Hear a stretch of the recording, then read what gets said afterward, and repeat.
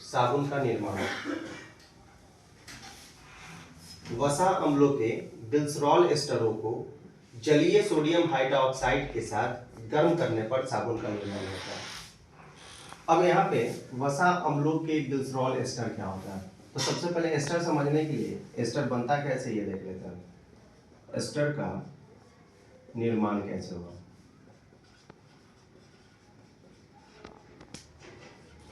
तो कार्बोक्सिलिक अम्ल का हम लोग जानते हैं double bond O single bond OH, ये हमारा हुआ कार्बोक्सिलिक अम्ल। ठीक है, अब इस कार्बोक्सिलिक अम्ल में से क्या करेंगे, यहां से हाइड्रोजन को हटा देंगे। हाइड्रोजन को क्या करेंगे, हटा देंगे और इसके साथ कोई हाइड्रोकार्बन दे देंगे। कोई क्या दे देंगे, हाइड्रोकार्बन। और इस बॉन्ड के साथ भी कोई हाइड्रोकार्बन दे देंगे। यहां पर भी कोई हाइड्रो कार्बन दे देंगे। जब एक डबल बॉन्ड हुआ और इस सिंगल बॉन्ड O के साथ एक हाइड्रोकार्बन और इस कार्बन के साथ एक हाइड्रोकार्बन, तब जाकर के हमारा निर्माण किस चीज का हो जाएगा, एस्टर का निर्माण हो जाएगा। तो चलिए अब देखते हैं साबुन का निर्माण कैसे होता है। तो एस्टर हम समझ आए कि एस्टर कैसे बनता है। तो C17 एक लंबी श्रृंखला वसा अम्ल लेते हैं, C17H35 COO-, ये इस पे ये रहता है। और इसके साथ अगर हम इसके साथ लिए हैं तो यहाँ पे देखिए इस कार्बन के साथ हमारा एक हाइड्रोकार्बन है, तो इसके साथ हमारा ये एक हाइड्रोकार्बन आ गया।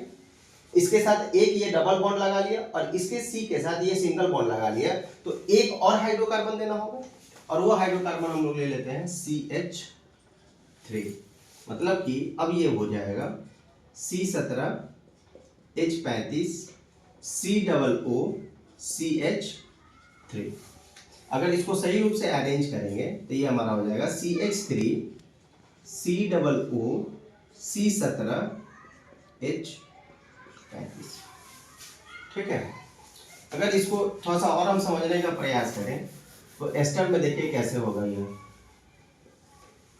अगर इस बात को बनाने तो C double bond O single bond O और इसके साथ हमने क्या बोला था, एक हाइड्रोकार्बन लेने के लिए, तो एक हाइड्रोकार्बन CH3 ले लिए और इसके साथ हमने लिए C17H35। ये पूरे इसी तरीके से, तो ये हमारा क्या बन गया, एस्टर बन गया। तो ये पूरा हमारा ये एस्टर हो गया। अब इस एस्टर को क्या कर रहा है, जलीय सोडियम हाइड्रोक्साइड के साथ गर्म करने पर। तो अब हम क्या करें, इसको सोडियम हाइड्रोक्साइड के साथ गर्म करते हैं।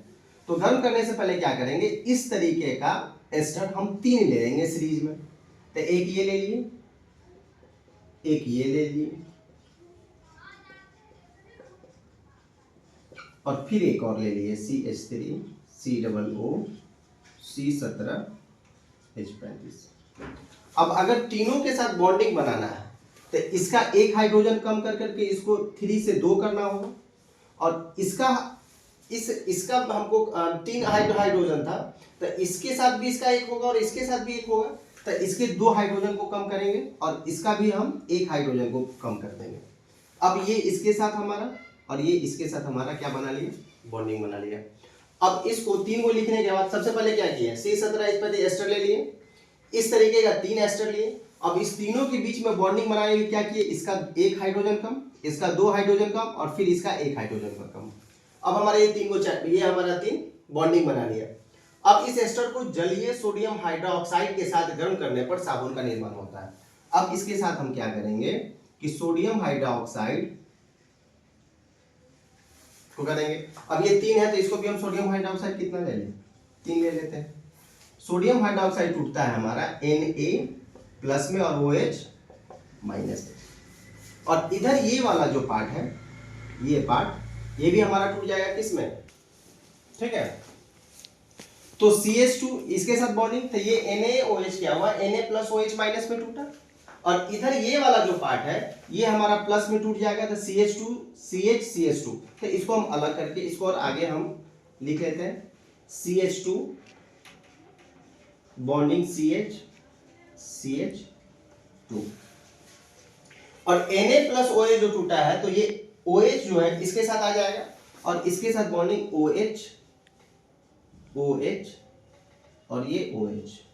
अब इधर ये जो हमारा बच गया, ये हमारा, अब इसको अरेंज करके लिख लेते हैं, प्लस ये 1 2 3 है तो 3 C17 H35 COO, ये हमारा बचा C17 H35 COO।